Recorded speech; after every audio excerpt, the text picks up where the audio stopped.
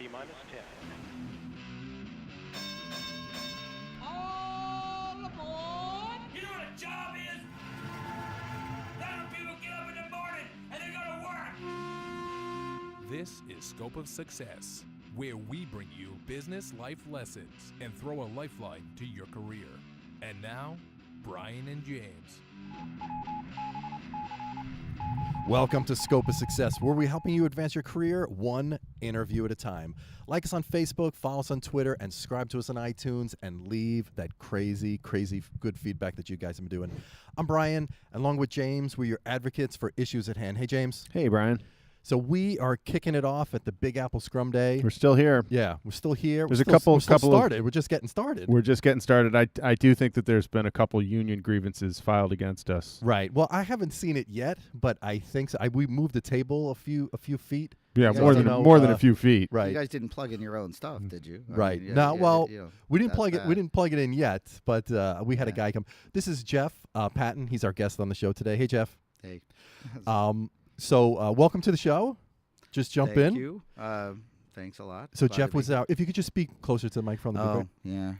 So Jeff was just the keynote speaker. So we're super excited to have him on. Kicked everybody off with the keynote speaking here at the Big Apple Scrum Day 2018, and 2018. Jeff is the author of User Story Mapping. Right. And I want to say, Jeff, this is a special honor for me because you're the first author that I've ever met that was published by O'Reilly, and as somebody that has spent a long time, 20 plus years in technology and IT.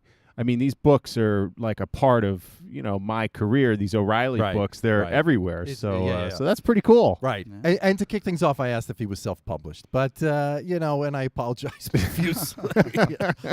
No, well, I probably should have been self-published. I'd make more money, and working with a publisher isn't always fun. Yeah. So, What is this that's on the cover of your book? It's a bird, but what is the... I forgot the name of the bird. Everybody gets their own animal. No, well, it's first off the way O'Reilly. If you look at O'Reilly books, they have animals on the cover. Yeah. Look, if O'Reilly publishes a lot of books on software development, and what are you going to put on the cover of a book for Python or Perl? Right. You can't put snakes on Python books forever, or you can't put pictures of code on there. So O'Reilly started doing animals. Now, actually, someone told me that O'Reilly, there's a Latin meaning for it that refers to animals in some way, and someone listening is going to know why there's animals, but I don't get to choose the animal. Okay, that was my next question. They told me that if I said, why did you choose that bird? And they said, well, if we tell you, we're going to have to kill you. So authors don't get to know why they chose the animal. Okay. So Jeff, let me ask you, just since we have you here, we had a great interview question. And it was, I don't know if it was a great interview question, but it was an interesting one. If you were any animal, what would you be? So we tried to find out the psychology of it. So what would you say in that, speaking of animals? Yeah. Why would you? Did you? I have to say, is, I would put that as a job interview question, just somewhere either above or beneath. Like what is the job interview? What's your worst quality? Weakest. That's a horrible question. What's your spirit animal? No. Is that, did they say spirit animal? That's usually what the question is. You know, the first animal that came to mind, and I don't know why, and if you ask me 10 minutes from now, I'll come with a different animal, was a coyote. Not Wile E. Coyote, because that guy's a screw-up. Right. He's a bad example for coyotes everywhere. But, I come from a place in the West where there are a lot of coyotes. They look like dogs when you see them in the wild, and they're good at kind of taking care of themselves. Yes. That would be my answer, too. Yeah, Dog's pretty good. They seem scrappy. Some kind of a dog, I'm Loyal, hardworking and loyal. Right. And I don't bite. Right. Coyotes bite. Yeah. Where do you live out west? I live in Park City, Utah. Oh, okay. Oh, wow. Love Park City. Yeah. Very. Do you ski? Yeah. Snowboard more these days. Do you have to? Is it you a requirement there? They'd kick you out. Yeah, right. No. Well, maybe you don't have to, but you don't talk about it if you don't. Right. So. Parks. Now, James, help me out here with this. The Agile Manifesto was Where was that created? It was that's a written good question. It was written in Utah, but it was at a different ski town or a ski resort. It was written at Snowbird Ski Resort, which is in a Snowbird, different okay. canyon. It's, Right. it's over the over the ridge from where I live. I will Okay. say though, Brian, I'll give you a lot of credit for making that connection. Thank you, sir. That's very good. Starting the day off well. Thank you. Wow, a compliment from James. Wow. Listeners, write this day down in history. So, Jeff, you just gave a keynote.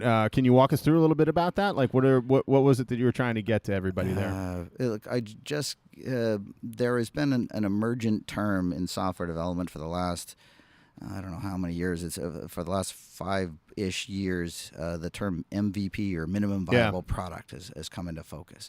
It gained a lot of. It's been used a lot since Eric Ries wrote about it in a book called The Lean Startup. You know, what I just talked about was where the term came from, why it existed, and how it got screwed up. The term minimum viable product actually used to refer to a successful product in the market, where viable meant you made money and product meant product. But when you look at lean startup definitions, an MVP, it's a test that lets you learn something. It's just the annoying thing is, look, if Eric Ries had said next best test, shit would have gone a lot better. But when you say viable product to someone who hasn't read Lean Startup or doesn't have this mindset, they actually may think you mean viable product. Like something that you release to customers as yeah. opposed to something that you use to develop, like testing. Yeah. Well, and by testing, I don't mean testing to see if it's functional or Right. if it has bugs. You know what I mean, maybe? Or I think I do know, but I saw the talk, but assume our listeners don't know what you mean. Exactly. Testing. Look, Assume the listeners don't know what you mean. Right. Okay, so let's assume. Not me. Look, if your life is about writing code and building software, you may think testing means get the bugs out. And Right. if you deliver a piece of software and people try and use it and it breaks because it has bugs, look, if you that sucks. That's bad. You don't want to do that. That just is bad engineering quality, bad engineering or bad quality control or bad whatever. But what really sucks is if you deliver a product and people try it and they say, this kind of sucks, and they don't use it and they write bad reviews about it. And that's the stuff that makes your company go out of business Right. or lose Right. money and things like that. And so by test, I mean test to see if this is something that people really want. And what's the best way to do that? That's what the whole theme of the talk is. Do we have Right. an hour to do that? Okay. No, No, I'm joking. That turns out to be the hard part, and there's a lot of ways to do that. Yeah. There's, I used. Look, if you're not sure you're solving the right problem, you spend time talking to people. If you're not sure if people want your product, you do things to try and sell it to them. Lean startup people will talk about something called a landing page test, where I advertise a product and you give people the opportunity to buy it, but then you let them know that the product isn't available yet, and let them sign up to receive notification about when it's available. How does the price work on that? How does the price work on that? Well, Are you giving a price that's super discounted? That No, of course price not. is maybe not a Well, factor? then it would prove that people love products that are super discounted, which is kind of like proving that 8-year-olds like puppies. It's not Right. Yeah, you offer, but price is a factor, though. You have to. Certainly it is. It can't be too high or too low. No, it It's can't be gotta too. In fact, that's one of the things people test, and the way Right. you test price is that way. Right. Look, the best example of a landing page test is done by this little company called Tesla, who offered Model 3s, and I paid an effing $1,000 to hold my place in line to buy a Model 3. Pretty good test. They didn't have Model 3s to sell. I put money down over a year ago, and of course they still have a lot of work to do to develop and actually commercialize that car. Now that's a pretty visible example of a test. Right. But that's a test. Yeah. And it's testing for value. Right. And that's One of not- them's in space, right? Yeah, Didn't he put a car in space? I thought a monkey. No, it's a car. It is Oh. but a car. I think his car. Who Yeah. who drives that? What are you going to drive in space? Yeah, it doesn't matter. Yeah, I don't know. What would be the point? Yeah. Right. That's what I don't understand. Well, Right. because someone's going to find it there someday. Like Right. But yeah, Elon Musk like did, a Martian, or maybe. I don't know. Right. Look- Worst advertising campaign ever, right? Putting his I car don't in know. space, who's buying it? I don't know. But testing is good. And the A/B testing, or how did Well, the test A/B work? testing is another kind of test. Right. Again, like yes, how do you test? There's a whole bunch of ways. You A/B test. That means, look, A/B test works if you've already got an existing product, but you want to test a variation of a feature, or something we'll call this split testing sometimes, where you release a feature release a feature that isn't there, not a variation of a feature, but a whole new feature to some small subset of your audience. So I talked about that with respect to Spotify is a good example of people doing that. If they've got a new feature, they release it to a very small subset of their audience. I work with game companies, for instance, that release a product, but they release it to a very small market or a very small subset and they see of how they people's- react to it. Yeah, exactly. Yeah. And react and iterate and change it, because you don't want to, if your company, game companies, or some companies are good at this, you don't want bad reviews about that thing to go out. So in some companies, they release it to a small group who, in some cases, even sign non-disclosures or agree to not put reviews out there about it, because we want to iterate it until it is awesome and then ship it to everyone. For commercial products, this is a pretty critical thing. There's a mantra I used in this talk, the nail it before you scale it Nail it mantra. before you scale it. And we don't want to ship something big and scalable to everybody and then find out that we missed the target. So what is your biggest, a good example of a test, and what's a bad example of a test that you've experienced? And think about it. Don't answer, because I got to do a read first. I got to pay the bills. Yeah, so I got to do a read. So think about your answer. I'm teasing it a little bit. James and I are going to be at Agile Camp. So we're super excited. We were that last year. We're coming back again. Agile Camp is a regionally based one-day conference where you can hear 3 keynote talks and have the opportunity to choose between 20 Agile leadership workshops. You'll find engaging topics including leadership, Agile strategy, innovation, culture, technical practices, and more. We had an amazing time last year. There were some great guests like Greta Wilson. Remember her? I do James? remember Greta. She was great. Ken Rubin, Richard Sheridan. Remember Richard Sheridan? He's Absolutely. great. I like Yeah, Richard. you know him? Of course, Yeah. yeah. And Ken Rubin is I hate that guy, man. He is so good. He makes me look bad. He's such a good teacher and explains things so clearly. Richard, you know Makes me Richard. mad. You know Richard Sheridan's story, yeah. right? Yeah, Richard. Man. Richard is awesome. I want a Richard Sheridan suit so that I can take over his company and be Richard Sheridan. He's I would love to work for Did you ever Menlo. Did you ever get a tour of of his company? Oh yeah. Okay. Yeah. Hasn't Where everyone? is it? Where is it? I haven't. but It's Ann Arbor, and he's in Ann Arbor. Yeah. What time I get to Ann Arbor? Next time I get to Ann Arbor, I'm definitely going. But Yeah. he's amazing. Author of Joy. James, you remember him, right? Of course I Yeah. remember him. I Awesome- remember all awesome of our sto- guests. Awesome Brian. story and the joy. All 50. For 60. Right. I don't, probably because sometimes we have more than one. So. Right. He was great. I was uplifted after talking to him. He's so positive, and I love his angle. Not his angle. I don't mean to say That is a great day. Have you been to that? Say it again. To- Have you been this- to Agile Camp? No, I haven't. I go to too many conferences. Yeah, and right. There's more now, and yeah. It's a good one. No, I haven't. We love it. It's great. We had a lot of fun there last time. It was terrific. It was at the Prudential World Headquarters in Newark, New Jersey, which was a really impressive physical space. Right. It was just absolutely amazing corporate headquarters. Some of the attendees include executives, project managers, program managers, Agile practitioners, Scrum product masters? managers. Do they get any Scrum masters Of course, there? Scrum Masters. Right, of course. Scrum masters? Absolutely. Scrum product owners? Do they go there? Yes. Agilistas? You want me to list everybody who's there? Yes. I don't know. It's a well-rounded There's a group of lot people. of people that know about like Agile and Right. all things. And it's the place to go. They go around the country, which is amazing. And they're going to be in Newark, New Jersey on September 24th. It's like the Agile circus. It is. Yeah. But it's a camp, not a circus. There goes that sponsor. Go to agilecamp.org. Amazing. Find out more. Register. This sells out pretty soon, pretty early. So definitely do it now so you don't regret. Yeah. Not They got a going. larger venue this year. I know that. Absolutely. I think Right. in no small part to the fact that so many Scope of Success listeners signed up to go. Right. Absolutely. I think We got they- some great They feedback. kind of flooded it. agilecamp.org. Check it out. We love him. We'll be there. It's a lot of fun. So, Jeff. Yeah, Jeff, you've been on the clock there for Brian's right. question. Yeah, What are so some you good, had time. some good tests? We gave you a good bulk of time. It's got to depend, obviously, on the product. I mean, the But- greatest but- test if you're selling something is do people buy it? Right, And- but what's a good example of a good test? Like, what was a slam dunk? And you're like, man, this was a slam dunk, and obviously nobody loved it, or man, everybody loved it. We got to get this thing out as soon as we possibly can. God, how much time do we have? So I was going to give something else, but I just thought of something that was one of the most novel things I'd seen someone do with a test. Right. Now, the truth is it turned out to be hard, and it didn't turn into a product, or at least not yet.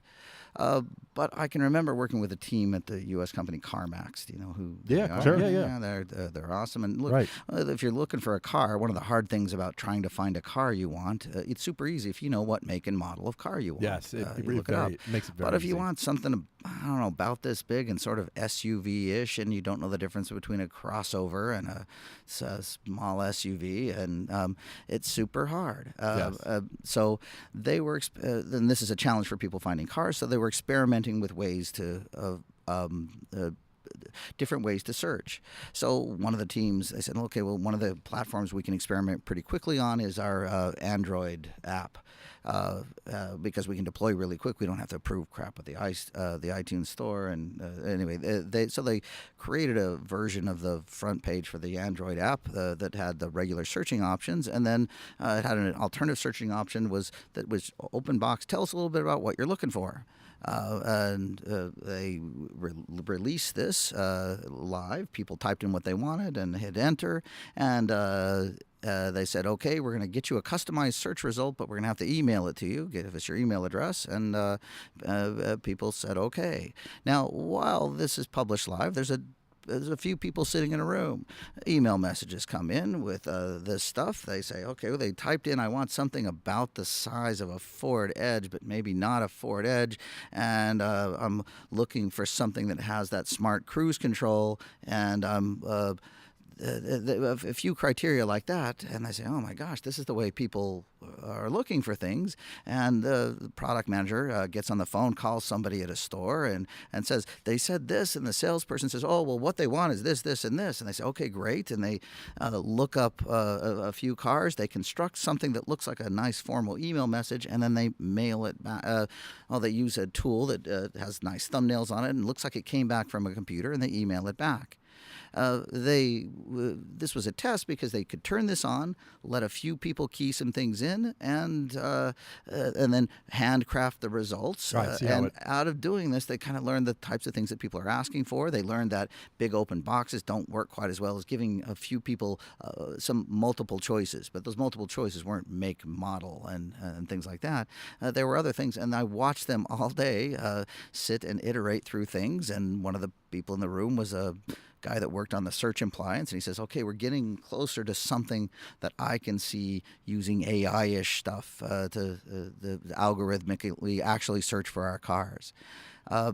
That's what we mean by testing. That's what we mean by Is this learning. going on during That's the course good. of just one day? Yeah. So they're seeing it all come in, and they have so much volume that they can get meaningful results based Yeah. just on a day of stuff, and then One feed that day. back. to Yeah, their- and they've configured this so that they can turn this off and on, meaning they can turn on that box. A few people see it, they key some stuff, and then they turn it What off do you again. what do you think the lead time up is for that one day test? Like, how long do you think that takes? I don't know. I was there. They did this on a Wednesday. We talked about it on Tuesday evening. We did it on Wednesday. We Right. shut it down the end of Thursday. That's the lead time. So okay, so came up with the idea on Tuesday, did it on Wednesday. So the example what I want to say is, James, I want to say there's no excuse not to do this testing. You know, well, but there now, is. now you're Right? talking There's- about. there's bureaucracy, there's laziness, Yeah. there's no, fear. no, but Those are- that's there's lots right. of No, excuses. Well, there's excuses. No, but I'm saying there's no good excuses. I mean, Oh, but let me that's just what you say wanted. this too. This is software testing. I mean, that you can have that sort of lickety split cycle where you've got really almost like zero time between when you're putting something out and when you're getting meaningful feedback. You can't do that with a consumer packaged goods product, for instance. I mean, you gotta design something. You have to have a product and then develop it and design it and figure out a way to manufacture it. So what about something like that? Like if I'm putting out a new cup, or a new bar of soap. I mean, Yeah. that's going to be a different. Yeah, true. Yeah, good point. Right. Yeah, absolutely. Well, Okay. Well, Right. well, who are your listeners? I thought the listeners had something to do with Agile stuff here, or technology products. yeah. Well, let's talk. Let's talk a so little that's, bit. But you hit on something that's different. The way digital or technology things work profoundly changes the way product development works. Physical things require that we prototype them and manufacture them and use simulations and. For readers for listeners, you should look up a TEDx talk from a guy named Tom Chi. He was the Google X division, and he talks a lot about how they prototyped and tested things around Google Glass and the wonky kinds of prototypes they used to test ideas without building Google Glass. There's a lot of ways that we test like a coffee cup. And look, if I was going to test a coffee cup, I'm not going to manufacture 1,000 of them to test my idea. I'm going to make one. And look, this is the way, Toyota makes a new car. They don't make 1,000 and cross their fingers. They prototype over and over again. And yeah, physical things are harder. Can you tell us a little bit about your book, like user story mapping? Can you tell us a little bit about what that is? Yeah, so I'm known for this practice called story mapping, and the book is about stories and user stories and how the idea of those went horribly wrong, and this practice called the story mapping practice. For agile teams using stories, you have this weird tension between what we want are little tiny stories that can go into the next sprint or iteration. We want them to be small and buildable. But the problem is when ideas for new products or new features come to us, they are not little tiny things. And the trick you want to be able to get from a big thing to a little thing. Story mapping is a practice that lets you unpack a big thing and turn it into a lot of little things, and by telling a story about your product. A story map lets you visualize the whole product. I'll give you one. I thought I coined the term story map until years later somebody pointed out to me that the term has been used in existence for a long time. If you were to go to Amazon, type in the term story map, hit enter, first book that comes up is a book on screenplay writing. If you're a screenplay writer, I've got this interview I sometimes show in classes. That's an interview with Vince Gilligan, the guy who did Breaking Bad, and standing behind it, as he's talking, behind him is this big map of a Breaking Bad season, episodes across the top, left to right, and then key plot points in every episode layer down below. And they have to think through. They have a writer's team. The team has to get on the same page. They have to agree on the whole arc of the season. Now, once we agree on the arc of the season, then they need to get to work and write individual episodes. And they use a map to break down the original episode and agree on that. And then they go off and write. They use sticky notes and cards to do all this stuff. I want people to think through experience of their products the same way. I want you to think through the experience a user has with a product from beginning to end. And do these products, they are software products and other products, physical goods products as well? Look, I mostly work with technology teams, software teams, and it could be different things across the board. Yeah, different things across the board, and we can map experiences that sometimes cut for people that do.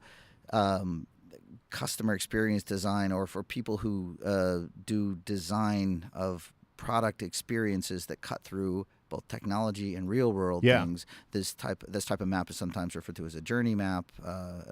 But in an agile world, we build these kind of maps to understand our experience. But we left to right, the map tells a long story about how customers use the product, and top to bottom we break it down, and the pieces that we use that go into the next sprint, now we can see where they fit into the big picture. That's what a map is for. Is there any software that you prefer for mapping or doing anything like that, or is that? I have a hard time.